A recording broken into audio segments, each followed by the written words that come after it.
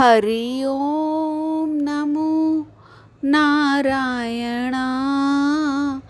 ओम नमो नारायण।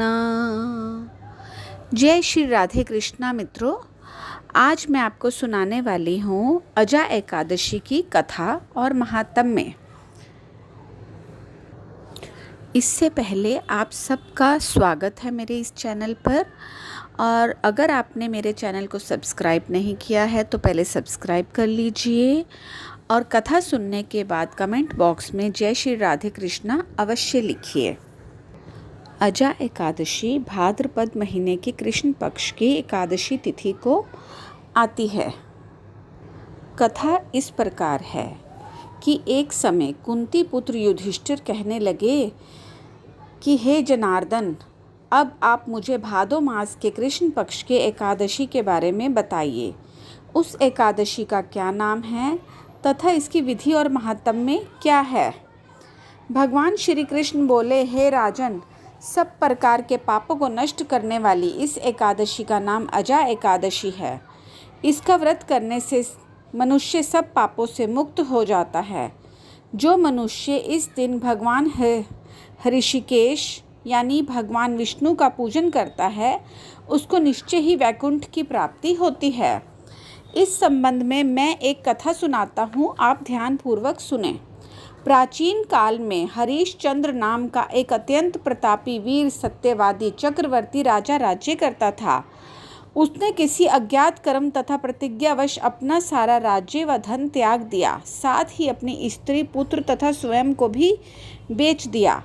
वह राजा चंडाल का दास बनकर सत्य को धारण करता रहा, मगर किसी प्रकार भी सत्य से विचलित नहीं हुआ।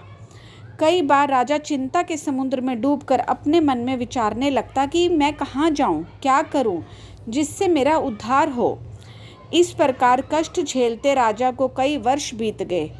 एक दिन राजा इसी चिंता में बैठा हुआ था कि गौतम ऋषि आ गए। राजा ने प्रणाम करके उनको अपना समस्त दुखद वृतांत सुनाया। यह सुनकर गौतम ऋषि कहने लगे कि हे राजन, तुम्हारे भाग्य में आज से 7वें दिन भाद्रपद कृष्ण पक्ष की अजा नाम की एकादशी आएगी। तुम विधि पूर्वक उसका व्रत करो। इस व्रत के प्रभाव से तुम्हारे समस्त पाप नष्ट हो जाएंगे।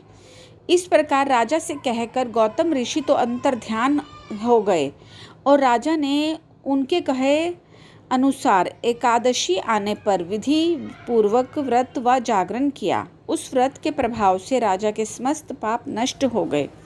आकाश में बाजे बजने लगे और पुष्पों की वर्षा होने लगी। ब्रह्मा, विष्णु, शिव तथा इंद्र आदि देवता भी उनके सामने आकर उपस्थित हो गए। राजा ने अपने मृतक पुत्र को जीवित और अपनी स्त्री को सुंदर वस्त्र तथा आभूषणों से युक्त देखा।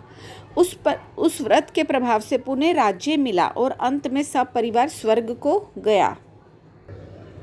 श्री कृष्ण भगवान बोले, हे राजन, ये सब अजा एकादशी के प्रभाव से ही हुआ।